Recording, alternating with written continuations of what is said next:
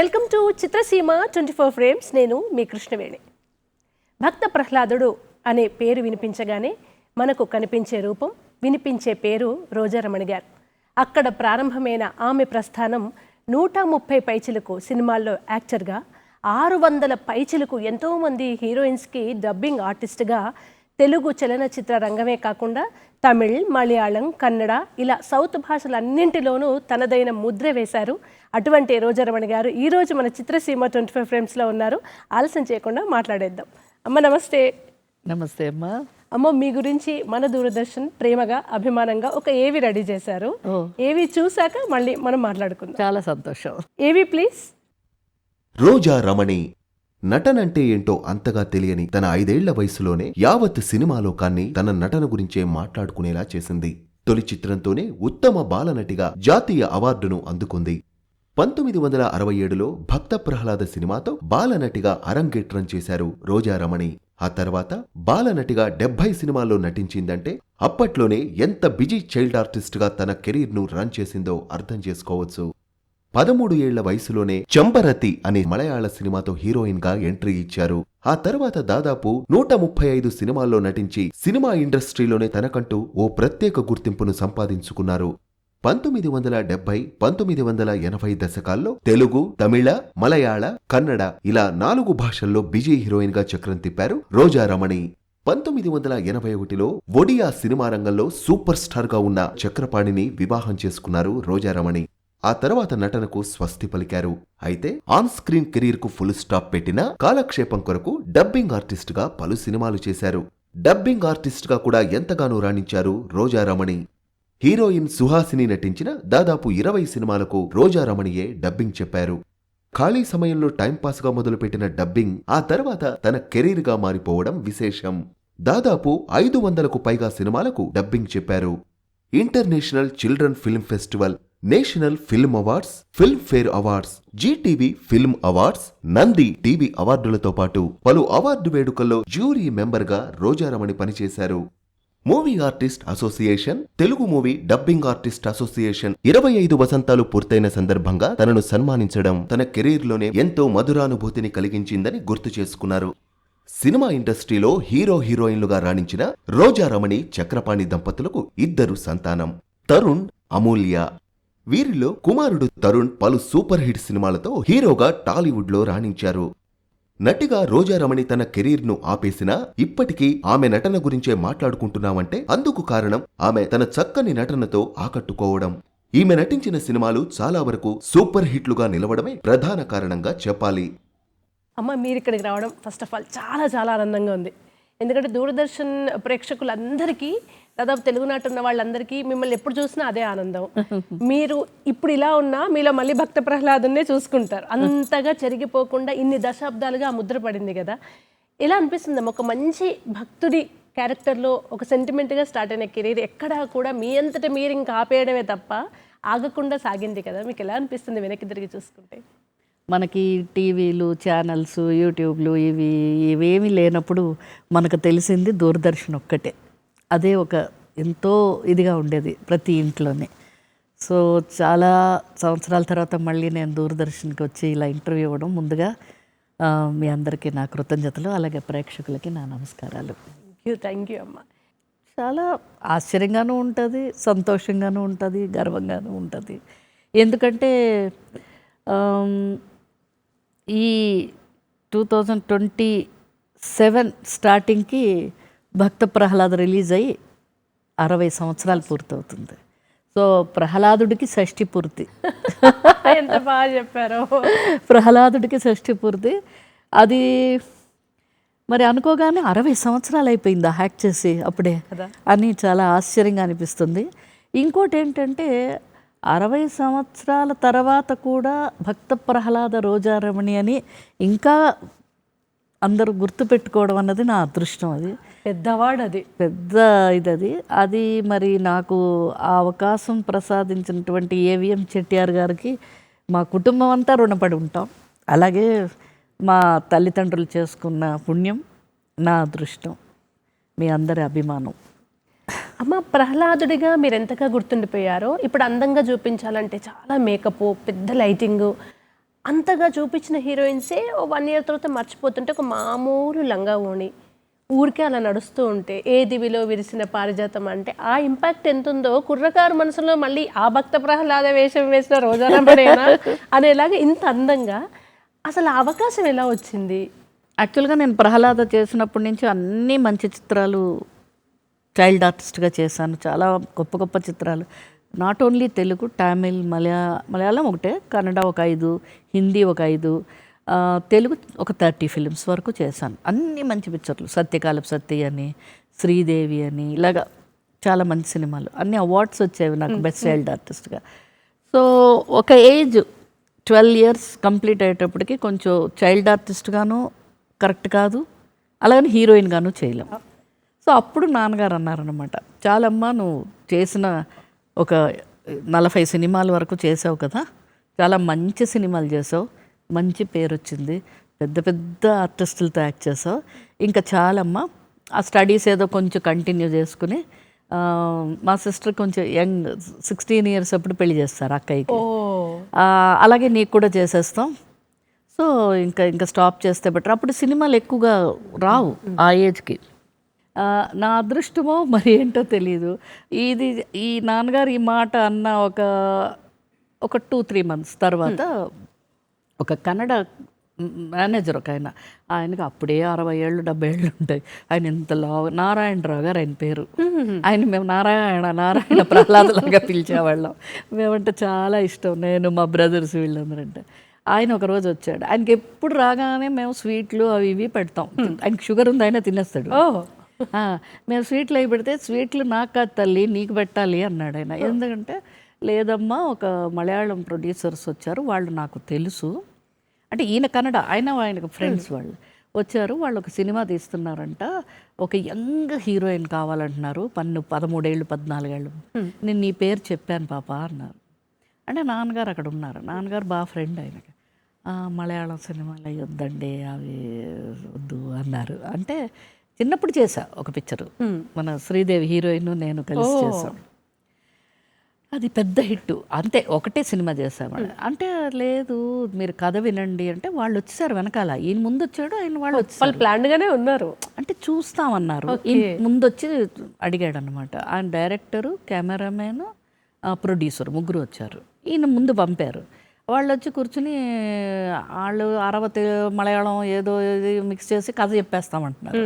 ఈ నాన్నగారు లోపలికి వచ్చి, ఈ మలయాళం సినిమాలు వద్దు మనకి, నీకు చెప్పాను కదా ఇంకా చాలని, ఇప్పుడు ఎందుకమ్మా వింటున్నావు అన్నారు. ఫోన్లే విందాం నాన్నగారు, సరే బాగోదు, సరే వినేసి పంపించేద్దాంలే అని కూర్చోబెట్టి వాళ్ళకి ఏవో కాఫీ ఇచ్చి కూర్చోబెట్టారు. వాళ్ళు మాకు తమిళ్ బాగా వచ్చు కదా, చెన్నైలో ఉన్నాం, వాళ్ళు తమిళ్ డైరెక్టర్ గారికి వచ్చు, తమిళ్లో కథ చెప్పేశారు. నాకు కథ గీద ఏం వినపడతలే, పిక్చర్ చేసేస్తే ఇప్పుడు స్టాప్ చేయక్కర్లేదు కదా, ఏదో ఒకటి సరే అని చెప్పేసి, అంటే మంచి క్యారెక్టర్, చాలా మంచి క్యారెక్టర్.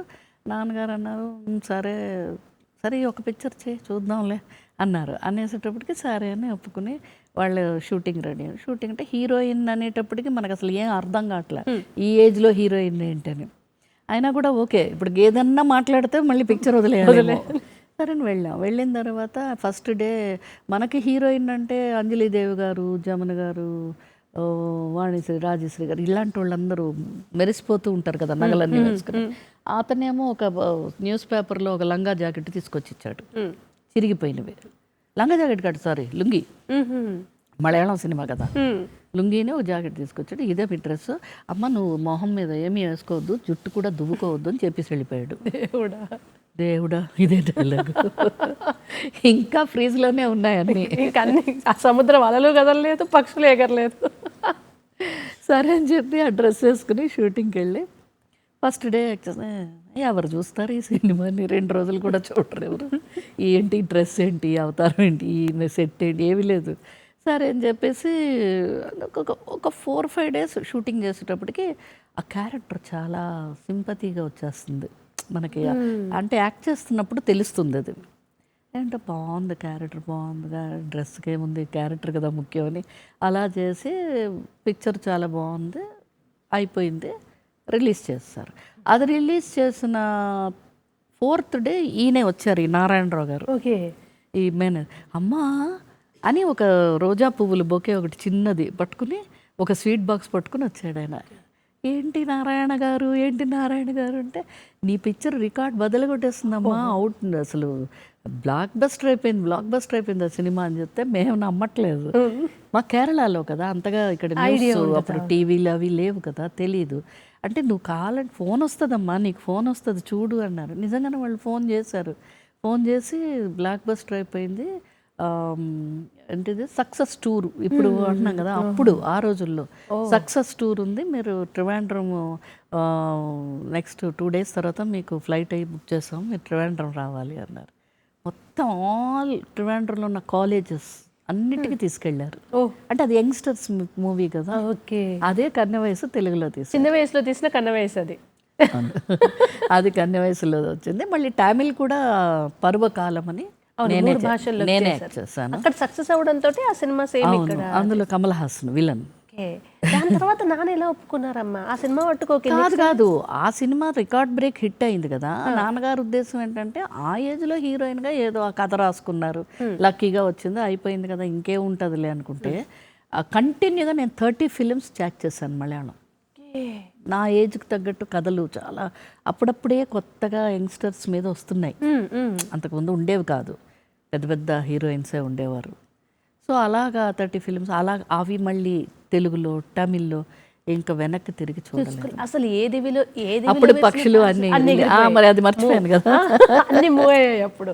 ఆ పాట అమ్మ అసలు ఎంత మందికి పిచ్చో, ఇప్పటికి మాకు కూడా కళ్ళు మూసుకుంటే మీరు నడుస్తున్నతో ఆ పట్టీలు ఆ కాళ్ళు, ఎంత మంచి సంగం. మీరు బాగా పాడతారు కదా, పాడొచ్చు. నేను పాడినాను, ఎవరైనా పాడితే యాక్ట్ చేస్తాను. జానక్ గారు, సుశీల్ గారు చిన్నప్పటి నుంచి నాకు ఆవిడ పాడారు. మీకు పాటలు అంటే ఇష్టం కదా చాలా. యాక్చువల్గా నా ఎయిమే సింగర్ అవ్వాలని. మరి అంత ఐడియా ఉంటేనే అంటారు? లేదు నాకు ఏంటంటే మన పాత ఇళ్లలో మేము చిన్నప్పుడు ఒక మర్ఫీ రేడియో ఉండేది. అప్పుడు మాకు టీవీలు లేవు కదా, మర్ఫీ రేడియో పెద్దది ఉండేది, దానికి ఒక టేబుల్, దానికి ఒక డెకరేషన్, దానికి ఒక ఫ్లవర్ వాజ్, అంటే అదొకటే ఎలక్ట్రానిక్ ఐటమ్ ఇంట్లో. అందులో నాకు మూగ మనసుల్లో పాట వచ్చేది, గోదావరి గట్టుంది ఆ పాట. ఆ పాట చాలా ఇష్టం నాకు. ఆ పాట పాడి నేనే డ్యాన్స్ చేసుకునేదాన్ని చిన్నప్పుడు. ఆ పాట వల్లే నేను ప్రహ్లాద్ సెలెక్ట్ అయ్యాను. ఓకే. ఆ పాట వల్ల అంటే నాకు ఆ రేడియోలో మనిషి లేకుండా పాట ఎలా వచ్చేది, ఇది గొంతు ఎలా వస్తుంది బయటికి, మనం కూడా లోపలికి వెళితే అలా వస్తుందా, ఆ వయసులో తెలియదు కదా. అవును, తెలియదు. చిన్న మీరు అలాగే గొంతునైతే పెట్టారు, ఏదో వచ్చింది ఏదో రకంగా. నాకు ఆ పాటలు విని పాటలు పాడితే ఎంత బాగుంటుంది, ఇలా రేడియో లాగా అన్ని మ్యూజిక్ తోటి అలా సింగర్ అవ్వాలి. తర్వాత సుశీల్ గారి పాటలు, జానక్ గారి పాటలు, ఎంఎస్ సుబ్బలక్ష్మి గారి పాటలు, ఇవన్నీ విని మనకి ఎలా. ఎంఎస్ సుబ్బలక్ష్మి గారు ఎందుకు ఇష్టం అంటే ఆవిడ బర్త్డే డేటు నా బర్త్డే డేటు ఒకటే, ఓకే, September 16th. ఓకే. అయితే నేను కూడా సింగర్ అయిపోతానని ఉండేది నాకు. అలాగా సినిమా బ్యాక్గ్రౌండ్ ఏం కాదు, ఇంట్లో నాన్నగారు జర్నలిస్ట్ అని విన్నాము. మీరు ఎలా సినిమాల్లోకి అసలు? అది యాక్చువల్గా మేము చెన్నైలో ఉన్నప్పుడు మా నేబర్స్ పిల్లలందరినీ ఒక వ్యాన్ వస్తే ఎక్కించుకుని తీసుకెళ్తున్నారు. సో వాళ్ళందరూ ఎక్కుతున్నారని నేను కూడా ఎక్కేసాను అందులో. ఎక్కిన తర్వాత ఒక అబ్బాయి ఉన్నాడు అందులో, తమిళ్ అబ్బాయి చెన్నై కదా, ఉన్ పేరు ఎన్నమ్మా అన్నాడు. నా పేరు మా నాన్న అమ్మగారు పెట్టిన పేరు అదే, రోజారమణి. సినిమా కోసం ఏం మార్చలేదు. వాడు లిస్ట్ చూసి ఉన్ పేరు ఇల్లమ్మా అని దింపేశాడు. అంటే నీ పేరు లేదు లిస్ట్లో అని దింపేస్తే వాళ్ళు వెళ్ళిపోయారు. ఇంకా అందులో 11-12 మంది ఉన్నారు. ఒకటే ఏడుపు అమ్మ దగ్గరకు వచ్చి. అంటే మా అమ్మగారు ఏమనుకున్నారంటే ఏంటి వ్యాన్లో వేసుకుని వెళ్ళిపోతున్నారంటే కిడ్నాప్ చేసేస్తున్నారేమో అనుకున్నారు. అంటే వ్యాన్లో తీసుకుని వెళ్ళిపోతున్నారు పిల్లల్ని, నిన్ను మాత్రం ఎందుకు దింపేశారు అంటే నిన్ను మాత్రం ఎత్తుకుపోలేదని ఆవిడ ఆనందపడుతుందో మరేంటో నాకు తెలియదు. ఆవిడ కిందకి గబగబా తీసుకెళ్ళి ఆవిడని అడిగారు, ఏంటంటే పిల్లలందరూ ఏదో వ్యాన్లో వెళ్ళారంట. అంటే భక్త ప్రహ్లాద్ తీస్తున్నారంట, పెద్ద ఏవిఎం వాళ్ళు ఎవరో, వాళ్ళు సెలక్షన్ కోసం పిల్లల్ని తీసుకెళ్తున్నారు. ఓ మీ పాప వెళ్ళలేదా అని అడిగింది. మా పాప వెళ్ళలేదు, పేరు లేదని దింపేశారట అన్న. ఓ అవునా, వచ్చేస్తారులేండి 2 గంటల్లో అంది ఆవిడ, ఏదో క్యాజువల్గా చెప్పింది. ఇంకా ఏడుపు. అంటే వాళ్ళ సెలక్షన్ ప్రహ్లాద తెలియదు నాకు, అందరూ వెళ్ళారు, వాళ్ళందరూ మేము ఆడుకునేవాళ్ళం ఈవినింగ్, అందరూ పిల్లలు వాళ్ళే వెళ్ళారు, ఆ స్ట్రీట్లో ఉన్న పిల్లలు వెళ్ళారు. అంతా పోయింది, నేను మాత్రం ఉన్నా అనేది. వాళ్ళని మాత్రం అంత గొప్పగా వ్యాన్ ఎక్కించుకుని వెళ్ళారు, మన్నెందుకు ఎక్కించుకోలేదు, అది బాధ. మళ్ళీ వాళ్ళు వచ్చి ఏడిపిస్తారేమో, నువ్వు రాలేదు అంటారు. అదే ఉంటాయి కదా పిల్లలు. అప్పుడు నాన్నగారుని కొలీగ్ జీవిజీ గారు వచ్చినప్పుడు ఎర్రగా మొహం అంతా కందిపోయి ఉంది. ఆ రోజునేంటి ఆయన నవ్వుతూ, ఏంటమ్మా ఎప్పుడు ఎర్రగా తెల్లగా సున్నం కొట్టినట్టు ఉంటుంది, ఈవేళ ఏంటి ఎర్రగా ఉంది అని అడిగితే అప్పుడు అమ్మ చెప్పారు, ఏడుస్తుందండి నేను. ఎందుకంటే ఇలా స్టూడియో వాళ్ళు ఎవరో తీసుకెళ్ళారట, తను అమ్మకి ఏంటంటే చెన్నై వచ్చినప్పటి నుంచి ఒక నలుగురిని చూడాలని కోరిక. నాగేశ్వరరావు గారు, రామారావు గారు, శివాజీ గారు, ఎంజీఆర్ గారు, వాళ్ళు అక్కడ టాప్ హీరో. కానీ ఎప్పుడు నాన్నగారు చూపించేవారు కదా, స్టూడియోలకి అయితే తీసుకెళ్ళేవారు కాదు, ఇష్టం ఉండదు ఆయనకి అలా తీసుకెళ్ళి ఫ్యామిలీని తీసుకోవడం. అప్పుడు మా మదర్ అదే ఈయన ఎప్పుడు తీసుకెళ్ళరండి, చూపించరు అది ఇది అంటే అప్పుడు ఆయన అన్నాడు అనమాట, కొంచెం తీసుకెళ్ళవయ్యా, ఏడుస్తుంది కదా పాప, ఒకసారి అలాగే ఏవిఎం స్టూడియోలో అందరూ ఉంటారు, చక్కగా తీసుకెళ్ళి చూపించరా అంటే, ఎందుకంటే ఆ స్టూడియోకి వెళ్ళి ఇప్పుడు అదంతా అంటే ఇంకా ఏడుపు ఆపట్లేదు నన్ను. సరే ఇంకా గోలపడలేక తీసుకెళ్తానులే అని తీసుకెళ్ళారు. ఆవిడ అమ్మ, నేను, ఆయన జీవిజీ గారు, నాన్నగారు, నలుగురు వెళ్ళాం. ఆ స్టూడియోలో పర్మిషన్ తీసుకున్నారు, ఈయన జర్నలిస్ట్ కదా, పర్మిషన్ తీసుకుని తీసుకెళ్ళారు. తీసుకెళ్ళగానే లోపల అలా నడుచుకుని కారు పక్కన పెట్టించి వెళ్తున్నాము. ఒక ఆయన వచ్చి, నాగేశ్వరరావు గారిని ఇంత లావు చాలా ఎత్తు ఆయన అన్న, ముసలైన, ఏంటి నువ్వు ప్రహ్లాద్ వేషం వేయడానికి వచ్చావా అని అడిగారు. ఫస్ట్ మాట ఇదే. అంటే నేనన్నాను, నాకేం తెలియదు ఏం చెప్పాలా. మా నాన్నగారు వెంటనే, లేదండి స్టూడియో చూడడానికి వచ్చామన్న. అంటే ఆ మామగారు, అవునండి నాగేశ్వరరావు వాళ్ళు ఇక్కడ ఉన్నారండి, ఎంజీఆర్ గారు ఉన్నారండి, అప్పుడు అడిగేస్తున్నారన్నమాట. ఉన్నారమ్మా అందరూ ఉన్నారు చూద్దరు కానీ, మీరు పాప ఏంటి ప్రహ్లాద్ వేషమా అంటే, లేదండి అంటే, పర్లేదు నువ్వు చేస్తావా అమ్మాయి, ప్రహ్లాద్ చేస్తావా, ఊరికనే అడిగాడు ఆయన. చేస్తానండి.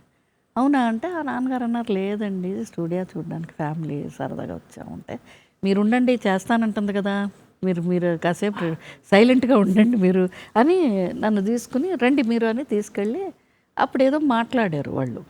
రంగూన్ రామారావు గారు కో డైరెక్టర్, ఆయనకు అప్పచెప్పారు.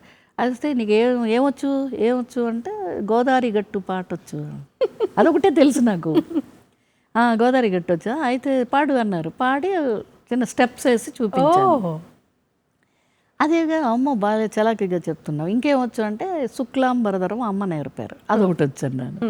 అది పాడన్నారు, అది పాడాను. అయితే స్పష్టంగా పలుకుతున్నావే నువ్వు, శుక్లాంబరధరం కూడా బాగా పాడావు, వెరీ గుడ్, మళ్ళీ నేను పిలుస్తాలే, వెళ్ళిపో అన్నారు. అలాగ 2 షూటింగ్లు. ఫస్ట్ షూటింగ్ ఫ్లోర్లో ఏం జరుగుతుందంటే, లేత మనసులు, హర్నాథ్ గారుని జమున గారు పాట, అదేం పాట, అందాల ఓ చిలక షూటింగ్ జరుగుతుంది. ఏ గోదావరి గట్టు ఉంది జమున గారి పాట నాకు ఇష్టం, ఆవిడే అక్కడ ఉంది. వెళ్ళారా దగ్గరికి? షూటింగ్ మామూలుగా చూపించారు. ఆయన నాగేశ్వరరావు గారు ఆయన పెద్ద ఆయన కదా, ఆయన తీసుకెళ్ళారు. అదేంటది ఇంకో పాట, ఏ హర్నాథ్ గారు అయితే ఆ షూటింగ్లో హీరో గారు, ఆయనే మహావిష్ణువు నాకు ప్రహ్లాద్లో. అలా అప్పుడు వాళ్ళు మళ్ళీ పిలిపించి పాటలు అవి ఇవి అన్నీ ప్రాక్టీస్ చేయించి అప్పుడు అలా సెలెక్ట్ చేసి. అసలు అది ఫస్ట్ సినిమాలో ఉందా అమ్మా? 6 మొత్తం నాటకాలలో ఆ క్రెడిట్ అంతా ఇద్దరిది. ఒకటి ఏవిఎం చెట్టియార్ గారు, నన్ను ఆ ఏజ్లో నన్ను నమ్మి అన్ని కోట్లు, అంటే ఆ రోజుల్లో మరి కోట్లే సినిమా పెద్ద, ఫస్ట్ ఈస్ట్మన్ కలర్ మూవీ. మళ్ళీ రంగారావు గారు, అంజలిదేవి గారు, రేలంగ్ గారు, రమణారెడ్డి గారు, బాలమురళీకృష్ణ గారు ఆర్టిస్టులు, వాళ్ళతోటి నన్ను టైటిల్ రోల్ పెట్టి ఒక సినిమా తీశారంటే ఎంత ఇది ఉండాలి ఆయనకి. తర్వాత నాకు ప్రాక్టీస్ చేసినటువంటి రంగూన్ రామారావు గారు, ఆయన ఒక భగవంతుడు, నా టీచరు, మెంటర్ అన్నీ ఆయన. ఎంతోమంది పెద్దవాళ్ళతో ఆ తర్వాత మీరు తెర మీద పంచుకున్నారు ప్లేస్ని, వాటి గురించి కూడా మాట్లాడదామమ్మా. కానీ ఈలోపుగా చిత్రసీమలకు విరామం తీసుకుందాం మనం. చిత్రసీమ 24 ఫ్రేమ్స్లో చిన్న విరామం తీసుకుందాం.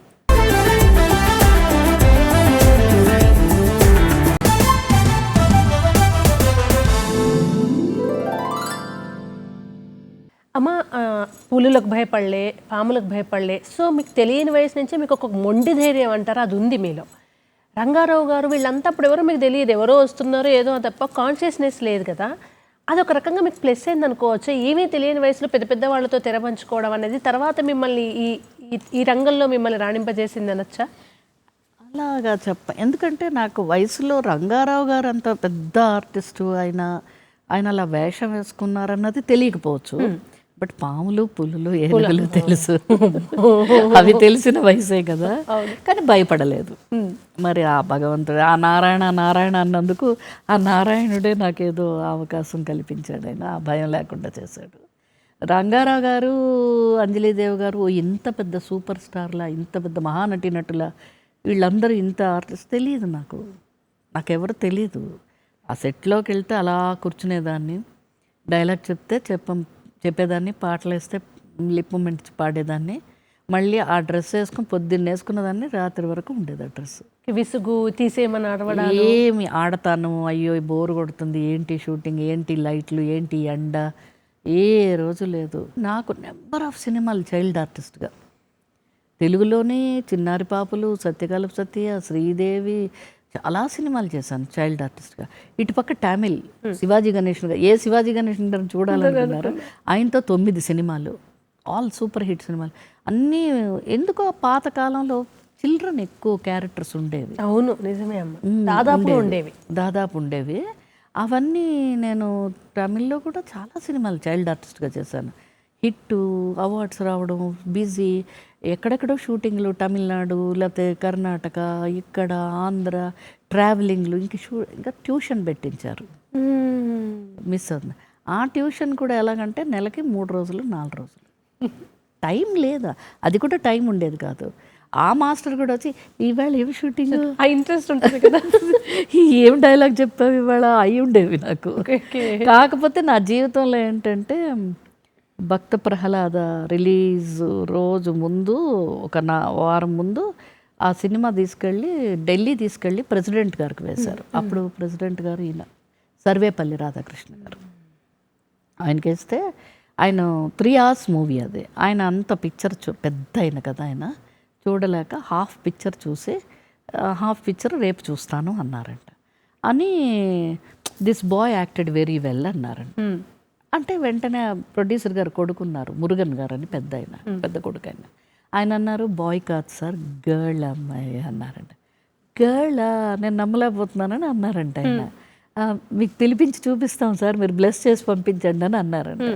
వెంటనే వాళ్ళు ఢిల్లీ పిలిపించి నన్ను, మా నాన్నగారిని, నా జీవితంలో నేను చూసిన మొట్టమొదటి టీచర్, అంటే ఆయన టీచర్ కదా, ఇప్పుడు ఈ రోజుకి మనం ఆయనదే కదా అవును జరుపుకుంటాం, ఆయన్నే చూసాను, ఆయన బ్లెస్సింగ్ తీసుకున్నాను నేను.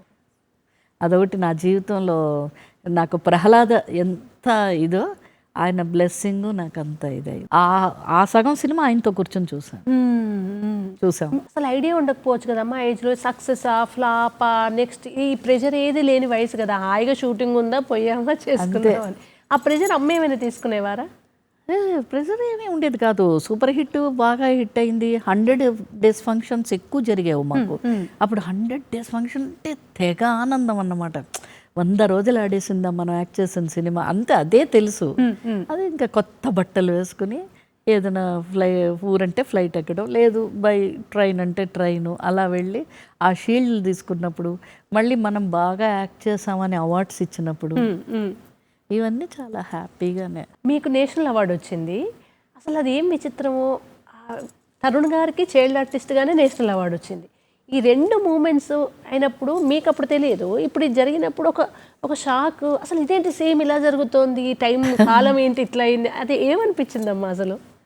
చాలా హ్యాపీ అనిపిస్తుంది. మన సక్సెస్ కంటే మన పిల్లల సక్సెస్ మనకు ఎక్కువ హ్యాపీనెస్ ఇస్తుంది. కాకపోతే ప్రహ్లాద ఇలాగ ఢిల్లీ రాష్ట్రపతి గారు పిలిపించారు అనగానే మా మదర్ ఫాదరు ఏడ్ చేశారు. సో అదే ఫీలింగ్ మా బాబుకి అవార్డు అంజలి పిక్చర్లో బెస్ట్ చైల్డ్ ఆర్టిస్ట్గా వచ్చినప్పుడు నేను చక్రపాణి గారు ఇద్దరు యాడ్ చేసాం.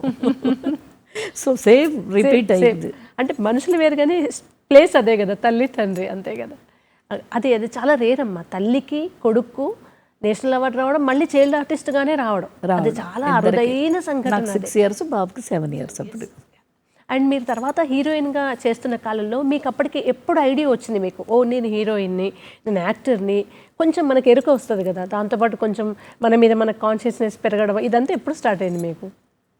కన్నె వయసులో ఓకే, కన్నె వయసులో చేస్తున్నప్పుడు మనం హీరోయిన్ నమ్మబుద్ధి కాలే. అంటే చిన్నదాన్ని 12-13 ఏళ్ళకి హీరోయిన్ అంటే మనకి కాదు కదా. సరే చూద్దాము అంటే తమిళ్ వచ్చింది, మళ్ళీ తెలుగు 3 చేసేటప్పటికి కొంచెం మెచ్యూరిటీ వస్తుంది. ఆ తర్వాత చాలా సినిమాలు, మంచి సినిమాలు, ఓ సీత కథ, భారతంలో ఒక అమ్మాయి, సొమ్మొకటిది సోకొకటిది, లంబాడోళ్ళ రామదాసు, ఇలాగ అన్ని సినిమాలు వచ్చినాయి. అలా ఒరియాలో ఒక 5-6 సినిమాలు యాక్ట్ చేశాను. అక్కడే పరిచయం అయ్యారా మీకు? చక్రపాణి గారు 5 ఫిలిమ్స్ చేసాం ఇద్దరం కలిసి. నేను టోటల్ 6 ఫిలిమ్స్ యాక్ట్ చేశాను. అందులో 5 చక్రపాణి గారు. 5 చక్రపాణి గారు హీరో. ఓకే, ఇక తెర పంచుకోవడం ఎందుకు, జీవితమే పంచుకుందాం డిసైడ్ అయిపోయారా? మీరే ప్రపోజ్ చేసింది సారమ్మే. ఆయన కూడా ఇంటర్వ్యూ చేస్తారు కదా, అప్పుడు అడగండి చెప్తాము. మీరు క్యూట్ లవ్ స్టోరీ అప్పుడే అది. అంతేం లేదు, మంచి సినిమాలు చేసాం. సతీ అనసూయ, సీతాలవకుశ, కవి సామ్రాట్, ఉపేంద్ర భోంజో అని ఒకటి, అలాగ మంచి సినిమాలు. మన అదేం పిక్చరు, ఆడపడుచు, పాత ఆడపడుచు, దాన్ని పునర్మిలన్ అని, అలా మంచి సినిమాలు చేసాం, చాలా మంచి సినిమాలు. అప్పుడు ఏదైనా ప్లానింగ్ ఉందమ్మా? హీరోయిన్ నుంచి మీరు మళ్ళీ సిస్టర్ అలా కూడా చేశారు కదా? అంటే నాకు ఎప్పుడు కూడా నాన్నగారు నాకు ఒక మంచి అవకాశం ఏమి ఇచ్చేవారంటే, ఎప్పుడు నాన్నగారు పలానా సినిమా కథ విని ఈ పిక్చర్ నువ్వు చెయ్యి, ఈ పిక్చర్ చెయ్యకు అని నా జీవితంలో ఎప్పుడు నాన్నగారు చెప్పలేదు. అమ్మ నువ్వు, ఆ రోజుల్లో కూడా కథలు చెప్పేవారు మాకు వచ్చి, కో డైరెక్టర్ ఎవరో ఒకళ్ళు అసిస్టెంట్ డైరెక్టర్ వచ్చి చెప్పేవారు. చెప్తే ఆ కథ వినమ్మా, నీకు నచ్చితే చేయి, నచ్చకపోతే చెప్పు అనేవారు. ఆ కథ విని ఆయన కూడా వినేవారు కదా. ఆయన మీ మీద డెసిషన్ వదిలేసారు ఎప్పుడు నాకు ఎందుకు అలా వదిలేవారు అంటే, చిన్నప్పుడు కాదు, కొంచెం కన్నె వయసు చేసినప్పటి నుంచి. అప్పుడు చెప్తే ఆ కథ నాన్నగారు నాకేంటో నా వేషం నాకు నచ్చలేదు నాన్నగారు, ఇందులో చెల్లెలి వేషం అయినా భలే వేషం, మంచి వేషం అంటే, అవునమ్మా ఓకే అంతే, ఒకటే మాట. చేయను అంటే అది కూడా ఒకటే మాట, వదిలే ఇంకా ఆ పిక్చర్ గురించి మాట్లాడి, లేదండి పాపకు నచ్చలేదు అంతే. ఆయన మొహమ్మద్ చెప్పేవారు. ఓకే అమ్మాయి అదొక ఇబ్బంది లేదు, అది ఇబ్బందే పెట్టలేను నేను నేనాడు. అది ఒకటి అంటే నా సెలెక్షనే ఉండేది ఆల్మోస్ట్. నా క్యారెక్టర్ నాకేంటంటే హీరోయిన్ కాదు కానీ చెల్లెలే, కానీ మంచి క్యారెక్టర్, సెంటర్ క్యారెక్టర్, కొంచెం సింపతి క్యారెక్టర్, పెర్ఫార్మెన్స్కి స్కోప్ ఉంది అంటే చేసేసేదాన్ని. ఇప్పుడు ఎన్టీఆర్ గారు, నాగేశ్వరరావు గారితో వీళ్ళందరితో ఉన్నప్పుడు మీరేమో చిన్నప్పటి నుంచి మీకు సినిమా అంటే తెలియనప్పటి నుంచి సినిమా కదా, క్రమశిక్షణ, ఒక భయం, వాళ్ళందరూ అంటే సడన్గా చూసే వాళ్ళకి భయం. మీరు ఎలా ఉండేవారు వాళ్ళతో? చిన్నప్పటి నుంచి చూస్తే నేను చూసిన వాళ్ళే కదా అనే ఫీలింగ్ ఉండేది? ఎప్పుడు అందరూ ఆల్మోస్ట్ ఆ ప్రహ్లాద్ చేసినప్పటి నుంచి ప్రహ్లాద అని పిలిచేవారు. ఎప్పుడు పేరు పెట్టి పిలవలా. ఎప్పుడు ఎవరు రోజారమణి ఎవరు పిలిచేవారు కాదు, ప్రహ్లాద మేకప్ మ్యాన్ నుంచి డైరెక్టర్ వరకు. అంటే వాళ్ళు అలా ట్యూన్ చేశారు మన మైండ్, ప్రహ్లాద అని. ఆ మాట ఏంటంటే ఏవిఎం చెట్టిఆర్ గారే ఫస్ట్ సెలెక్ట్ అయ్యాక నన్ను పిలిపించి, నీ పేరేంటి అన్నారు. రోజా రమణి కాదు ప్రహ్లాద అన్నారు ఆయన. అని ఏం కావాలి అని అడిగారు. నాకేంటంటే మా ఇంట్లో ఈ మర్ఫీ రేడియో పెద్దది ఉంటుంది కదా, దాన్ని తిప్పేసేదాన్ని, నాబ్స్ సౌండ్ ఎక్కువ పెట్టేసి తగ్గించి. అదొకటి పెద్ద ఎలక్ట్రానిక్ ఇదని ఇంట్లో అందరు ఏంటంటే, అలా తిప్పకు, అది లూజ్ అయిపోతుంది, పాడైపోతుంది, అలా ఎందుకు అలా వాల్యూమ్ పెట్టేస్తున్నావు, పక్కింట్లో అసహ్యంగా ఉంటుంది, ఎదురింట్లో ఉంటుంది, అలా పెట్టకు, కొంచెం తగ్గించు, నువ్వు తక్కువ చేయి అలా అనేవారు. నా కోపం, దాన్ని ఇష్టం ఉన్నట్టు తిప్పాలన్నమాట. అప్పుడు ఏంటంటే నాకంటూ ఒక రేడియో ఉండాలి, ఈ పెద్ద రేడియో మనకు కాదు, చిన్నది మన చేతిలో పట్టుకుని తిరగాలని. సో ఆయన నీకేం కావాలమ్మా అని అడిగారు. ఫస్ట్ మాట పేరు, రెండో మాట అంటే నాకు రేడియో కావాలి. రేడియో అంటే కష్టం, ట్రాన్సిస్టర్ కొనిస్తాను, అందులో కూడా నీకు పాటలు వస్తాయి అన్నారు. అని 2-in-1 ట్రాన్సిస్టర్ వెంటనే 1/2 అవర్లో తెప్పించారు. తెప్పించి ఒక సైకిల్, చిన్నది సైకిల్, ఒక రేడియో తెప్పించి, ఇదిగో ఇది సైకిల్లో వెనకాల సీట్లో పెట్టుకో, ఇది నువ్వు తొక్కుకుంటూ స్టూడియో అంతా తిరగని ఇచ్చారు. నిజంగానే ఆ రేడియో పెట్టుకుని ఆ పాటలు వేసుకుని నా స్టూడియో అంతా తిరిగేదాన్ని రోజు. అదే ఇంకా అంటే మధ్య షూటింగ్ యాప్లో కాదమ్మా, షూటింగ్లో కాదు, ప్రాక్టీస్ చేస్తాను. కాకపోతే ఒక జోక్ మాత్రం జరిగింది ఆ భయపడతానన్న విషయంలో. అదేంటంటే ప్రహ్లాద్లో రంగారావు గారు కదా నాకు తండ్రి, ప్రతి సీన్లోనే ఆయన తిడుతూ ఉంటాడు కదా, హరిని మర్చిపో అంటుంటాడు. ఒక్కోసారి తోసేస్తుంటాడు, గట్టిగా అరుస్తాడు, ఆయన అలాగన్నీ చేస్తుంటాడు. కానీ మహారాజు, ఒంటి నిండా నగలు, ఇంత పెద్ద విగ్గు, మొహం అంతా, మీరు అన్నారు కదా భయంకరమైన విగ్రహం, ఆయన విగ్రహమే విగ్రహం. అవును. ఆయనతో నేను చిన్నారి పాపలు చేస్తా ఒక ఒకటిన్నర సంవత్సరం తర్వాత అనుకుంటా, 2 ఏళ్ళు 2 ఇయర్స్ తర్వాత. చిన్నారి పాపల్లో ఆయన తోటమాలి, నేను పేద పిల్లోడిని. చిన్న నిక్కరు షర్టు చిరిగిపోయినవి, ఆయన చిరిగిపోయిన పంచి ఒక షర్టు. ఆయన బట్టతల, విగ్గు పెట్టుకోలేదు, మేకప్ పెద్ద లేదు. తోటమాలి కంటే ఏముంటుంది. ఆయన నన్ను ఎత్తుకుని పాట పాడతాడు ఒకటి, చాలా హిట్ సాంగ్ అది. ఆయన పాడతారు. మా అమ్మగారు నేను ఆయన్ని గుర్తుపట్టలే, రంగారావు గారని తెలియదు. ఓకే, ఆయన తెలీదు. ఓకే, అంటే ఆయన ఈయన ఏంటి ఇలా ఉన్నాడు, ఆయన ఉన్నాడు. మనకు చిన్నప్పటి నుంచి ఏంటంటే చిరిగిపోయిన బట్టలు వేసుకుంటే పేదవాళ్ళు, నగలు వేసుకుంటే మహారాజులు, ఇలాగ ఒక చందమామ కథల్లో విని అంటే ఆ అమ్మ చెప్పారు, ఇన్ని ఎవరో తెలిసిందా నీకు, నిన్ను ఎత్తుకుని పాడుతున్నారు రంగారావు గారు. రంగారావు గారు ఎవరు అంటే, అరే భక్త ప్రహ్లాదం మీ నాన్నగారు హిరణ్యకశిపుడు. అయ్యో ఈయనేంటి పేదవాడైపోయాడు.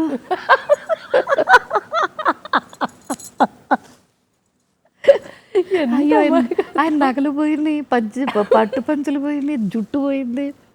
అట్ సేమ్ టైం నాకు అనుమానం వచ్చింది, నేను కూడా పేదదాన్ని అయిపోయాను, ఇద్దరం అయిపోయామేంటి. ఆయన పేదవాడైపోయాడని బాధపడ్డా, కానీ నేను కూడా అయిపోయాను కదా, రియలైజ్ అయ్యాను. మరి నేను కూడా చిన్న నిక్కరు చిరిగిపోయిన షర్టు. ఆయన ఏమో నన్ను ఎత్తుకుని తిడుతుంది, షౌకర్ జాన్ గారు నన్ను కొట్టి తిట్టేస్తుంటుంది. ఆయన పాపం ఎత్తుకుని నన్ను జోలపాటు పాడి ఇక్కడేమో ప్రేమ చేస్తున్నాడు. ఆయన అప్పుడు తిడతాడు, అక్కడ అరుస్తాడు, నన్ను గెంటేస్తాడు, ఇక్కడ ఎంత మెచ్చుకుంటున్నాడు నన్ను పడుకోబెడతాడు. అయితే పేదవాళ్ళు అయిపోయాం ఇద్దరం, అప్పుడు మహారాజులు అనుకుని.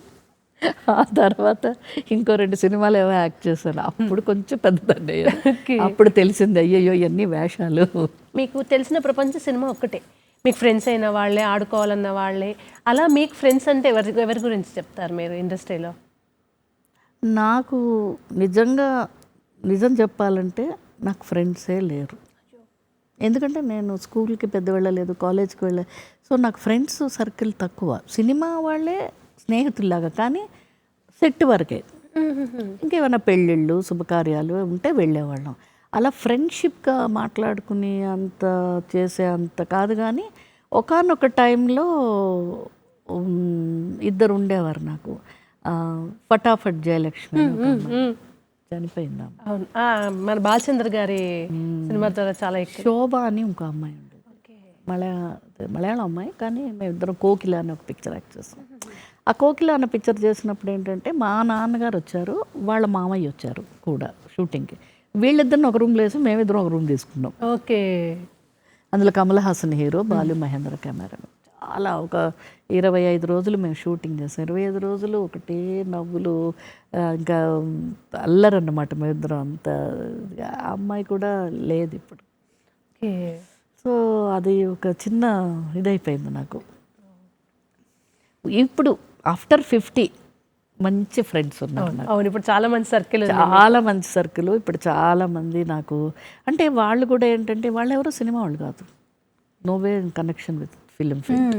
బయట వాళ్ళందరూ ఏంటంటే ఒకళ్ళు హెల్పింగ్ నేచరు, ఒకళ్ళు ఆధ్యాత్మికంగా అలాగా. నేను నాలాగా కొంతమంది యానిమల్ లవర్స్, ఇలాంటి వాళ్ళందరూ నాకు ఇప్పుడు చాలా మంది ఉన్నారు. ఓకే అమ్మ, మీ ఒకళ్ళ పేరు చెప్తే ఒకళ్ళ పేరు చెప్పట్లేదు, ఎందుకంటే మనకు టైం ఒకటి గుర్తొస్తుంది రాదు. అది మీ డబ్బింగ్ ప్రస్థానం గురించి మాట్లాడుకోవాలమ్మా. దానికన్నా ముందుగా మనం ఒక బ్రేక్ తీసుకుందాం. మళ్ళీ చిత్రసీమ 24 ఫ్రేమ్స్లో మరో చిన్న విరామం తీసుకుందాం.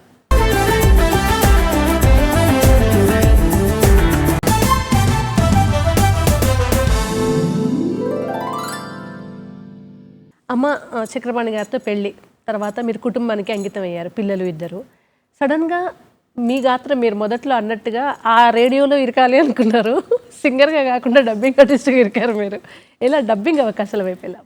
లేదు, యాక్చువల్గా నేను యాక్ట్ చేస్తున్నప్పుడే ఒక ఏజ్ వచ్చిన తర్వాత హీరోయిన్గా చెల్గా అలా చేస్తున్నప్పుడే రేర్గా ఉండేవి డబ్బింగ్ సినిమాలు.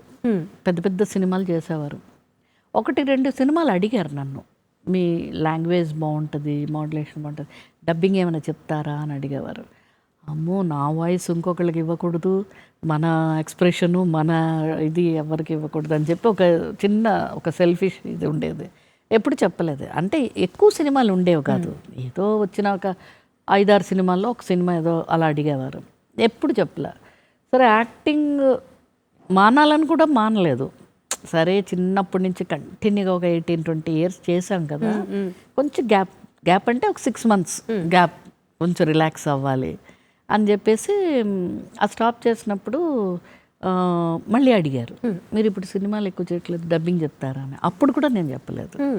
తర్వాత బాబు పుట్టిన తర్వాత బాబు స్కూల్కి జాయిన్ చేసినప్పుడు ఒకసారి మురళీమోహన్ గారు ఫోన్ చేశారు, మన హీరో చేసి.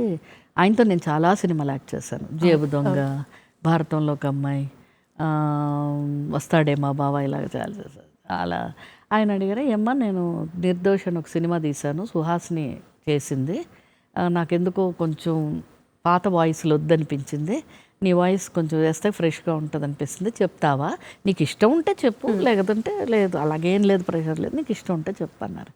సరే నేను ఆలోచించాను, బాబు స్కూల్కి వెళ్ళిపోతున్నాడు, తర్వాత ఏం చేయాలి ఇంట్లో కూర్చుని అని చెప్పి, సరే చూస్తానండి, నాకు కంఫర్ట్గా అనిపిస్తే చెప్తాను అన్నాను. అలాగే నీ ఇష్టం, వచ్చి ట్రై చేసుకో, నువ్వు చెప్పుకో, నీకు ఇష్టం ఉంటే కంటిన్యూ చేయన్నారు. సరే నేను వెళ్ళాను. ఒక సీను, ఆ ఫస్ట్ సీనే హెవీ సీన్ వేస్తారు, చాలా ఏడుపు అరుపు, ఏదో ఒక పోలీస్ ఆఫీసర్ వచ్చి హస్బెండ్ని అరెస్ట్ చేస్తే ఏదో వాళ్ళతో వాదించి ఆ టైప్ ఆఫ్ సీన్. అమ్మాయి చాలా బాగా యాక్ట్ చేసింది అందులో. చెప్పాను, చెప్తే వాళ్ళకి చాలా నచ్చింది. నచ్చి మీ ఇష్టం అమ్మ, చెప్తానంటే రేపటి నుంచి కంటిన్యూగా చేద్దాము, ఈవేళ వద్దు వెళ్ళిపోండి, మీరు రిలాక్స్ అయిపోండి, చూడండి నేను ఇంటికి వచ్చి రాత్రి అంతా ఆలోచిస్తా, చెప్పాలా వద్దా. సరే చెప్దాంలే, ఏముంది ఇప్పుడు బాబు స్కూల్కి వెళ్ళిపోయాక ఏం చేస్తాం, ఈవినింగ్ 5 వరకు 4 వరకు చెప్పొచ్చులే అని చెప్పి సరే అని చెప్పాను. ఇంకా ఆ అమ్మాయి పెద్ద సక్సెస్ అయిపోయింది, సుహాసిని. సో ఆ అమ్మాయి పిక్చర్స్ అన్నీ కంటిన్యూగా రావడం మొదలుపెట్టింది. ఆ అమ్మాయికి ఇలా చెప్తున్నప్పుడు రాధ, రజని, యమున, ఇలా హీరోయిన్స్ అందరూ, హిందీ హీరోయిన్స్ వచ్చారు, దివ్యభారతి, దీప్తి భట్నాగర్, శిల్పా శెట్టి, నగ్మ, తర్వాత మీనాక్షి శేషాద్రి, ఇలాగా హిందీ హీరోయిన్స్ కంటిన్యూగా, ఖుష్బు, మలయాళం ఆర్టిస్టులు మీనా, శోభన, ఇంక ఇలా అందరూ రావడం మొదలుపెట్టారు. ఇంకా డబ్బింగ్ అసలు నాకు ఖాళీ ఉండేది కాదన్నమాట. ఇంకా అందులో ఒక 600 అబౌవ్ 600 చెప్పాను, ఆల్ ద హీరోయిన్స్కి. అప్పుడు నేను అన్నాను, ఒకసారి ఒక పెద్ద ఆయన కూర్చుంటే, ఏమండి నేను పాటలు పాడాలనుకున్నాను మైక్ ముందు, నేను డబ్బింగ్ మాటలే మాట్లాడుతున్నాను అంటే ఆయన అన్నాడు, అమ్మా నువ్వు కోరుకున్నది పాట, భగవంతుడు నీకు ఇచ్చింది మాట, మాట తేడా ఏముంది నీకు, మాటని రాగం తీస్తే పాట, పాటని రాగం తీయకుండా చేస్తే మాట, నీకు ఇది ఇచ్చాడు దేవుడు, యూ బీ హ్యాపీ అన్నాడు. ఇంకా అప్పుడు ఆయన అన్న తర్వాత మైండ్లో సింగర్ ఇది పోయింది, వెళ్ళిపోయి ఇంకా వెరీ సాటిస్ఫైడ్. ఎందుకంటే పాట పాడాలంటే దానికి ఒక రాగం, తాళం, శృతి అనుకోలేదు. నాకు అసలు టైం ఉండేది కాదు అస్సలు. ఏదైనా నేర్చుకోవాలి ఒక ఇది అంటే నాకు టైం ఉండేది కాదు. ఎప్పుడు నా కెరీర్ మొత్తం బిజీయే.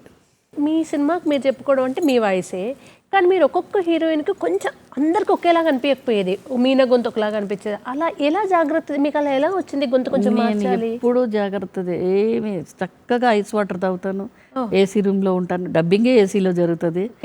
సో నేను ఎప్పుడు ఏదో 1-2 మనకి పడవు, ఏదో లైమ్ వాటరు అలాగేదో 1-2 మనకి అవి పడేవి కదా, అంతే అవే అవాయిడ్ చేసేవాళ్ళం. ఈ గొంతు మార్చే టెక్నిక్ ఎలా అమ్మా? గొంతు అంటే వాళ్ళని చూసినప్పుడు మారుతుంది. ఇప్పుడు నేను మార్చమంటే మార్చలేను, స్క్రీన్లో వాళ్ళని చూడాలి. అంటే వాళ్ళ బాడీ లాంగ్వేజ్, వాళ్ళ ఎక్స్ప్రెషను, వాళ్ళ చెప్పే విధానం ఉంటుంది. ఒక్కరికి ఒక్కొక్క విధానం ఉంటుంది. ఇప్పుడు నాకు ఒక సినిమా ముగ్గురు అలా కాదు, చిరంజీవి గారు హీరో కదా, ముగ్గురు హీరోలు కదా, ఆయన ఒక సీన్ ఉంది, ఒకే సీన్లో ముగ్గురు చిరంజీవి గారులు వస్తారు, నగ్మ వస్తుంది, రమ్యకృష్ణ వస్తుంది, అమ్మాయి ఎవరు, రోజా, ముగ్గురు హీరోయిన్లు. రోజాదేమో ఈ క్యారెక్టర్, మాస్ క్యారెక్టర్ అమ్మాయి, రమ్యకృష్ణది బ్రాహ్మిన్ లాంగ్వేజ్, పక్కా డాన్సర్, అమ్మాయి బ్రాహ్మిన్, నగ్మ స్టైలిష్ క్యారెక్టర్. నేను ఫస్ట్ ఆ పిక్చర్లో డబ్బింగ్ చెప్పింది రమ్యకృష్ణకి చెప్పా. ఓకే. అది ఫుల్ బ్రాహ్మణ్ లాంగ్వేజ్, అది చాలా కామెడీగా ఉంటాయి సీన్లు. అది చెప్తున్నప్పుడు రాఘవేంద్రరావు గారు వచ్చారు, ఆయన డైరెక్టర్. వచ్చి ఊరికి అలా చూస్తారు, ఒకసారి చూసి సీన్ చూస్తున్నారు. నెక్స్ట్ రోజాది వచ్చింది సీను. రోజాకు కూడా చెప్పేమనండి, రోజాకి చెప్పేమనండి, రోజాకి చెప్పేమనండి. సరే కాంబినేషన్ లేదు వాళ్ళిద్దరికి, సరే అని అది చెప్పాను మాస్ క్యారెక్టర్. ఓకే. నగ్మా వచ్చింది. నగ్మా వచ్చి ముగ్గురు హీరోలతో ఒక సీన్ వచ్చింది. ఆయన ఇది కూడా చెప్పే అన్నారు. అదేలాగండి ముగ్గురు హీరోయిన్లకి ఇప్పుడు మాస్ ఒకటి చేశాను, బ్రాహ్మిన్ది చేశాను, కొంచెం బోల్డ్ వాయిస్, కొంచెం ఫుల్ పిచ్తో చేశాను. ఇది కూడా చెప్పే, సాఫ్ట్ చేసి చెప్పే, నువ్వు చెప్పేస్తాను అని వెళ్ళిపోయారు. ఏమండి ప్లీజ్ డైరెక్టర్ గారు నా మాట వినండి అంటే, ఏం లేదు నువ్వు చెప్పే చిరంజీవి గారు ముగ్గురు క్యారెక్టర్స్ ఆయనే కదా, ఈ ముగ్గురికి నువ్వు చెప్పే అనేసి వెళ్ళిపోయారు. వెళ్ళిపోయాక అది సాఫ్ట్ చేసి చెప్పాను. అంటే వాళ్ళది ఎక్స్ప్రెషన్స్ అవి ఉంటాయి కదా. మీరు ఎక్కువగా ఎంజాయ్ ఇద్దరు హీరోలకు కూడా చెప్పా. అవును, ఒకటి నేను చెప్తాను, నరేష్ గారికి. చిత్రం బళ్ళారే. అవును, నరేష్ గారు. తర్వాత అబ్బాయి హరీష్కి చెప్పారు. అవును, అది కూడా ఇద్దరి లేడీ గెటప్లో. ఎందుకమ్మా రాజేంద్ర ప్రసాద్ గారు మేడంకి రాజేంద్ర ప్రసాద్ గారు చెప్పుకున్నారు కదా, ఇక్కడ మీకు ఎలా వచ్చింది ఆఫరు? రాజేంద్ర ప్రసాద్ గారు చాలా బాగా చెప్పారు, కానీ అది ఎంత మేల్ వాయిస్ కొంచెం ఫీమేల్కి రావాలంటే చాలా కష్టం. కొంచెం అనిపించింది కూడా, పీలగా వస్తుంది, అది ఒకలాగా వస్తుంది. అలా కాకుండా నాకు అసలు నరేష్ గారిని చూడగానే విజయనమల్ గారు కనిపించారు. అది మా మమ్మీలాగే ఉన్నారచ్చు అని చెప్పేసి, అంటే వాళ్ళు అడిగారు రామచంద్ర గారు డైరెక్టర్, మా నరేష్ ఇలా ఫీమేల్ క్యారెక్టర్ చెప్తావా అన్నారు.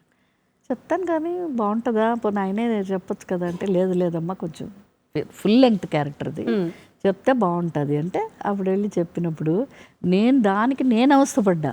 మీరు ఎలా మార్చారు? బేస్ చేయాలి అంటే అది మీ డెసిషనేనా, ఇలా నేను ఈ క్యారెక్టర్కి ఇట్లా చేసుకుంటా వాయిస్ అనేది? అలా ఉండదు, మనం చెప్పి చూసుకోవాలి. 2-3 సార్లు చెప్తాం, డైరెక్టర్ ఏది సాటిస్ఫై అవుతారో అది మన ఇష్టం అంటూ.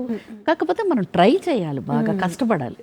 కొంచెం బోల్డ్గా బేస్గా, ఫీమేల్ లాగా కాకుండా కొంచెం బేస్గా చెప్పాలి. కొంచెం వాళ్ళు కూడా అడ్జస్ట్మెంట్స్ ఉంటాయి. త్రోట్ అన్ని రోజులు అదే గొంతును మళ్ళీ సేమ్ పట్టుకోవడం అంటే నేను ఒకటి చేసేదాన్ని, ఒక పిక్చర్ చెప్పినప్పుడు ఇంకో పిక్చర్ చెప్పేదాన్ని కాదు, అది ఫినిష్ చేసేసేదాన్ని. అలా ఆఫర్స్ కూడా వదిలేసుకోవాల్సి వస్తుంది. ఎందుకు వదులుకుంటాం? మ్యాక్సిమం 2 డేసే కదా మనం చెప్పేది, 2 డేస్లో ఆఫర్ ఏం పోతుంది మనకి? డేస్ అడ్జస్ట్ మ్యాక్సిమం 2, ఇంకా మనం ఏమైనా టైం తీసుకొని చెప్తే 3 డేస్ అంతే. మహావతార్ నరసింహ ఇప్పుడు అంతే హిట్. భక్త ప్రహ్లాద్ మీరు అన్నట్టుగా అసలు ఆర్టిస్టులే లేకుండా వచ్చిన సినిమా చూసారమ్మా మీరు? చూసాను. ఎలా అనిపించింది? ఫ్యామిలీ మొత్తం వెళ్ళి చూసాం. ఓ, ఆ ప్రహ్లాద్ చూడడానికి ఈ ప్రహ్లాద్ వెళ్ళారు. కాకపోతే ఆ సినిమా నాకు వాళ్ళు మామూలుగా ఈ ప్రోగ్రామ్స్ అవి చేశారు కదా, ఇంటర్వ్యూస్ అని అవన్నీ చేసినప్పుడు ప్రతి ఇంటర్వ్యూలోనే ఆ డైరెక్టర్ని అడిగారు, ఏమండి మీరు ఒరిజినల్ ప్రహ్లాద రంగారావు గారు రోజారమణి గారు యాక్ట్ చేసిన సినిమా చూసారంటే, చూశానండి అని చెప్పారు. సో ప్రతి ప్రహ్లాద అన్నప్పుడు అందరూ, ఏమండి మహావతార్ చూసాం కానీ ప్రహ్లాదుడు మీ ఫేసే చూస్తున్నామండి, కానీ మీ ఫేస్ కాదండి అది, వాళ్ళు ఎందుకు మీ ఫేస్ పెట్టలేదు అని అడుగుతున్నారు. అంతగా తెలుగు వాళ్ళకి అసలు అంత ఫిక్స్ అయిపోయింది. అది యానిమేషన్ కదమ్మా, అందులో ఎవరిది పెట్టలేదు కదా. బట్ ఏదైనా ఇట్స్ వండర్ఫుల్ ఐడియా కదా. అంటే ఈ తరం వాళ్ళకి ఇప్పుడు 3 గంటల సినిమా వేసి చూస్తే బదులు ఒక యానిమేషన్లో ఏదైనా మన సాంప్రదాయం, మన భక్తి, మన ఆధ్యాత్మిక ఇవన్నీ ఉంటాయి కదా. తండ్రి మాట దాటకూడదు అంటారు, కానీ దాటి వాదిస్తాడు తండ్రితోటి. అంటే ఆ నారాయణుడు డెఫినెట్గా ఇందుగలడు అందులేడని సందేహం వల్లదని లాస్ట్లో ఆ అవతారాన్ని చూపిస్తాడు ప్రహ్లాదుడు. సో అది పిల్లలకి వెంటనే క్యాచ్ అయ్యేలాగా యానిమేషన్లో చేశారు. ఇప్పుడు వాళ్ళ ఐడియాకి నాకు హ్యాట్స్ ఆఫ్ నిజంగా. రోజారమణి గారు ఆర్టిస్ట్గా కాకుండా ఉంటే సింగర్ అంతే. ఇప్పుడు ఎవరు వినకపోయినా, ఎవరు నా పాట రికార్డ్ చేయకపోయినా నేనే పాడుకుంటా. మేము అడిగితే మాత్రం మీరు పాడట్లేదు. సుశీల్ గారు పాడాలి. మొన్న ఆ మధ్యన ఒక 2 years బ్యాక్ కలిసినప్పుడు కూడా ఇద్దరం కలిసి పాడాం. ఏ పాటమ్మా? అదే జీవము నీవే కదా, ఇలాంటి ప్రహ్లాదుడి పాటలు, నారాయణ మంత్రం. అమ్మ ఆవిడ నాకు లక్ ఏంటంటే నా ఫస్ట్ ఫిల్మ్ ప్రహ్లాద్ దగ్గర నుంచి నాకు హీరోయిన్గా ఉన్న పాటలు కూడా ఆవిడే పాడారు. సరే మీ గొంతు నుంచి మన ఒక్కటనండి అందరికి నారాయణ నారాయణ. మీరు సింగర్ అంట కదా, నాకెవరో చెప్పారు. నేనే చెప్పాను. అవునా, మీరే చెప్పారా? పాడేయండి మీరే. కాదు మీరు నారాయణ నారాయణ అని. అది ప్రహ్లాద చిన్న ప్రహ్లాద నారాయణ నారాయణ. అది అది మాత్రం ఇప్పటికీ ఎప్పుడైనా ఏదైనా మంత్రమో అది ఏకాదశి వచ్చామంటే ఆ నారాయణే వినపడుతూ ఉంటుంది నాకు. నారాయణ ఇంత చిన్న పాప కదా, ఎంత బాగా చేశారు. నాకు ప్రహ్లాదుడు అన్ని సీన్ల కంటే అంజలిదేవి గారు గర్భంగా ఉన్నప్పుడు ఆశ్రమంలో పడుకుని పోతుంది ఆవిడ కథ వింటూ. ఎవరు చెప్తారు? బాలమురళీకృష్ణ గారు చెప్తారు. ఆయన అన్ని మహావిష్ణు గురించి మునూరి పోసేసినట్టు చెప్తుంటాడు. ఆ చెప్తున్నప్పుడు ఆవిడ నిద్రపోయి కొట్టదు. ఆవిడ వెలుగుకున్నప్పుడు కొడుతుంది. ఆవిడ పడుకున్నప్పుడు ఈయన కథ చెప్తున్నప్పుడు కడుపులో ఉన్న ప్రహ్లాదుడు చెప్పు అంటే అప్పటి నుంచే గర్భంలో ఉన్నప్పటి నుంచే ఆ నారాయణ్ణి ఆయన నారదుడు గారు అలాగా చేశారన్నమాట ఆ భక్తిని. నాకు ఆ సీన్ అదొక్కటి ఏంటో, ఆ సీన్ చూసినప్పుడు అదొకలా అనిపిస్తుంది నాకు. Wonderful scene.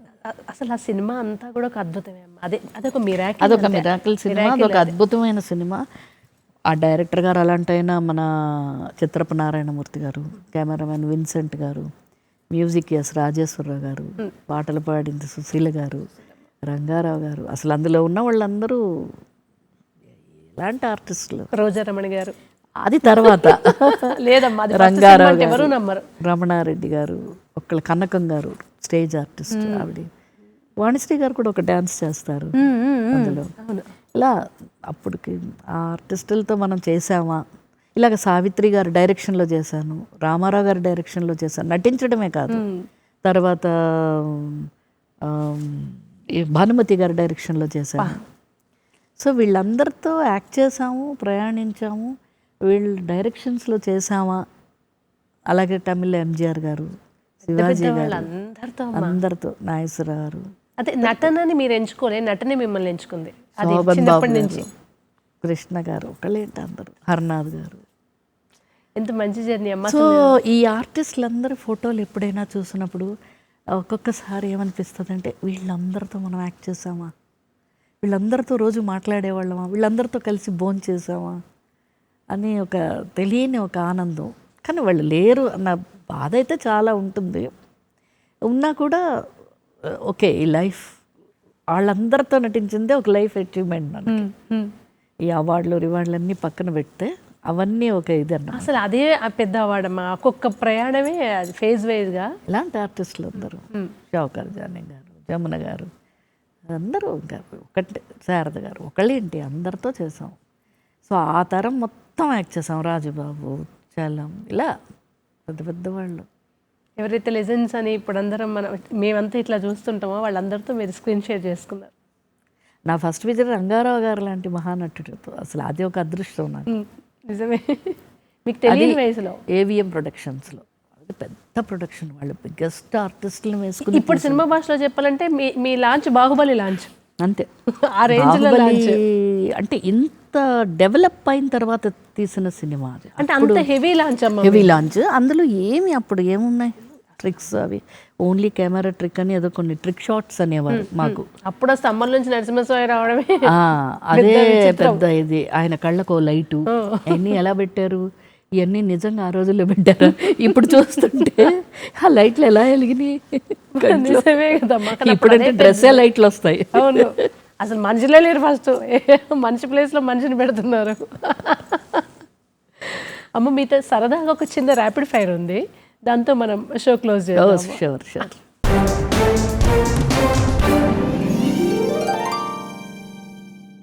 మీకు ఇష్టమైన హీరో ఒక్క పేరే చెప్పాలి. కమల్ హాసన్. ఓ, ఒక పాత్ర తిరిగి చేయాల్సి వస్తే ఏ పాత్రను ఎంచుకుంటారు? చెయ్యలేను కానీ ప్రహ్లాద. ఏ మాత్రం ఫ్రీ టైం దొరికినా మీరు ఎక్కువగా ఏ పని చేయడానికి ఇష్టపడతారు? ఇల్లంతా సర్దుకుంటూ ఉంటా. ఓ, ప్యూర్లీ హోమ్ మేకర్ లక్షణం. ఇష్టమైన ఆహారం ఏమిటి? ఆవకాయ ముద్దపప్పు. ఓ, దేవుడిని ఒక ప్రశ్న అడిగే అవకాశం దొరికితే ఏమడుగుతారు? మళ్ళీ ప్రహ్లాద్ చేసే అదృష్టం కల్పించు ఓ, వచ్చే జన్మలో. ఎక్కువ టేక్స్ తీసుకున్న సందర్భం ఏది మీ కెరీర్లో? టేక్స్ తీసుకున్న సందర్భం అంటే అది ఒక బాధలో తీసుకున్నాను. ఎందుకంటే దివ్య భారతికి డబ్బింగ్ సగం 3/4 ఫిలిం అయిపోయింది, కొంచెం బ్యాలెన్స్ ఉండింది. ఆ బ్యాలెన్స్ చెప్పడానికి వెళ్ళిన ముందు రోజు ఆ అమ్మాయి చనిపోయింది. అది నేను చెప్పలేకపోయాను. ఆ నిజంగా ఏడుపు వచ్చి చాలా టెక్స్ట్ తీసుకుని ఆవేళ చెప్పలేదు డబ్బింగ్. ఓకే. షూటింగ్ సమయంలో విపరీతంగా నవ్వుకున్న సందర్భం గుర్తుంటే అదేంటి? రోజు నవ్వుకునేదాన్ని. రోజు నేను ఎక్కువ కామెడీ చేసేదాన్ని తెలుసా. సీరియస్ క్యారెక్టర్స్ నావన్నీని. అందరు తమాష్ చేసేవారు. గ్లిజరిన్ బాటిల్ ముందు వస్తుంది, వెనకాల రోజారమ్య వస్తుంది అని. అంటే ఏడుపు వేషాలని. కానీ నేను ఎక్కువ అందరినీ నవ్వించి జోక్స్ చేసి ఎప్పుడు నవ్వుతుండేదాన్ని. టేక్ అనగానే సీరియస్ అయిపోయేదాన్ని. వెంటనే ఫ్లిప్ మీ సీరియస్ మూడ్లోకి. ఓకే. అయితే ప్రతి సందర్భం నవ్వుకునేవాళ్ళు. మీకు సూపర్ పవర్ ఇస్తే ఏం కోరుకుంటారు? ఒకటి ఇన్విజిబిలిటీ, కనిపించకుండా ఎక్కడికైనా వెళ్ళొచ్చు మీరు, లేదా టైం ట్రావెలింగ్. Time travel. మీకు చాలా ఆదిత్య 369 లాగా. ఎక్కడికి వెళ్తారు మీరు? అప్పుడు ఏ ఫేజ్లోకి వెళ్తారు? మళ్ళీ ఏమేం స్టూడియో, ప్రహ్లాద షూటింగ్, అవన్నీ సైకిల్, ఆ సైకిల్, ఆ రేడియో, ఏవిఎం చెట్టియార్ గారు. అబ్బా అమ్మ నాన్న అందరిని పట్టుకుని వెళ్ళాలి అప్పుడు. రెండు మేము ఇలా తిరిగాం. మీకు చాలా గర్వంగా అనిపించిన క్షణాలు ఏవి మీ ప్రొఫెషన్లో? Proud moment. నన్ను ఎప్పుడు ప్రహ్లాద రోజారమ్ని అంటారు. అప్పుడు చాలా గర్వంగా అనిపిస్తుంది నాకు, గొప్పగా అనిపిస్తుంది. మళ్ళీ మళ్ళీ గుర్తొచ్చేది లేదా మీ జీవితంలోనే స్పెషల్ అనిపించే కాంప్లిమెంట్ ఏవైనా ఉందా? ఉంటే అది ఎవరిచ్చారు? చాలామంది ఇచ్చారు, కానీ అక్కినేని నాగేశ్వరరావు గారు ఒకసారి అన్నారు ఒక స్పీచ్లో. నేనున్నాను ఆ ఫంక్షన్లో. నేను ఎప్పుడు ఒక సినిమాని 2 సార్లు 3 సార్లు చూడను, కానీ ప్రహ్లాద చూశాను 3 times. ఎందుకంటే ఆ పిల్ల అని నన్ను చూపించి ఎలా లిప్ మూమెంట్ ఇచ్చింది, ఎలా పాడింది ఆ పాటలు, ఎలాగ లిప్ మూమెంట్ ఇచ్చిందని ఆయనకి కొంచెం అర్థం కాక 2 సార్లు చూశారట. నేను అది పెద్ద కాంప్లిమెంట్గా తీసుకున్నాను. చాలామంది చాలా ఇచ్చారు. అది ఇప్పుడు మీరు కూడా నన్ను పొగుడుతూనే ఉన్నారు. అది కాదు, కానీ నాకు ఆయన అన్న మాటని నా మనసులో అలా పెట్టుకున్నాను. అలాగే బాలసుబ్రహ్మణ్యం గారు, మీరు ఒకటే అడిగారు, నేను 2 చెప్తున్నాను ర్యాపిడ్. ఆయనతో ఒక ప్రోగ్రామ్ చేసినప్పుడు ఆయన నేను ఒకటే సంవత్సరంలో వచ్చాము ఫిలిం ఎంట్రీ. ఓకే. అప్పుడు నేను అడిగాను ఆయన్ని, మీరు ఏదో ఫంక్షన్లో ఏ పాటలు ఇష్టం అంటే ఒక 5 పాటలు చెప్పి ఏ దివిలో విరిసిన పారిజాతం అని చెప్పారు. నేను మీరు ఇన్ని వేల పాటలు పాడి ఈ 5 పాటలు ఎలా గుర్తున్నాయి, అందులో నా పాట కూడా మీకు ఎలా గుర్తుంది అని అడిగా ఊరికినే. కాదురా, నేను అన్ని వేల పాటలు అప్పుడు పాడలేదు, ఈ పాట తర్వాతే అన్ని వేల పాటలు పాడాను నేను అని నేను పొద్దున్నే దేవుడి పాటలు చూస్తాను, దేవుడు భక్తి గీతాలు.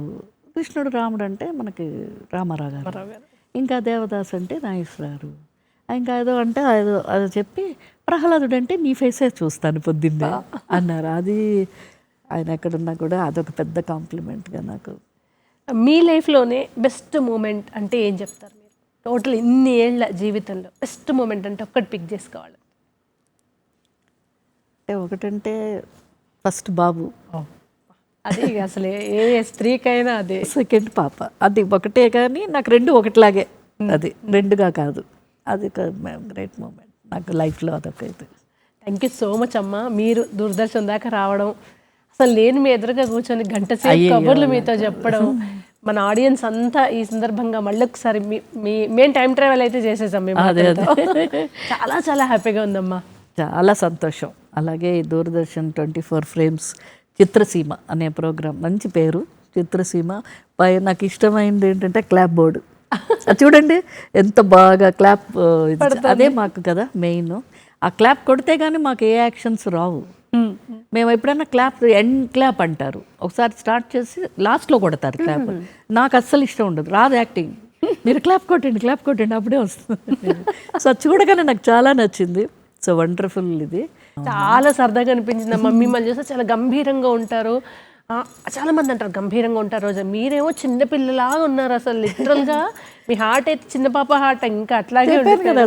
సెట్స్లో ఎప్పుడు నవ్విస్తూ జోకులు వేస్తూ ఉండి సీరియస్ అయిపోతుంటా షార్ట్ అనగానే. ఇప్పుడైతే నవ్వుతూనే ఉన్నారు మీరు. ఇక్కడ అంత సీరియస్ అవ్వాల్సిన అవసరం ఏం రాలేదు. సో అలాగే ఈ దూరదర్శన్ చిత్రసీమ 24 ఫ్రేమ్స్కి నిజంగా నా కృతజ్ఞతలు. మా పాత జ్ఞాపకాలు, పాత గొప్ప గొప్ప మహానటీనటులందరి గురించి మాట్లాడే అవకాశం, వాళ్ళ గురించి గుర్తు చేసుకునే అవకాశం కల్పించారు. అలాగే దూరదర్శన్ ప్రేక్షకులందరికీ కూడా నా నమస్కారం. చూసారు కదండి, ఇది ఇవాల్టి చిత్రసీమ 24 ఫ్రేమ్స్. మరొక ఎపిసోడ్లో మరొక అతిథితో మళ్ళీ కలుస్తాను. అంతవరకు సెలవా మరి. నమస్కారం.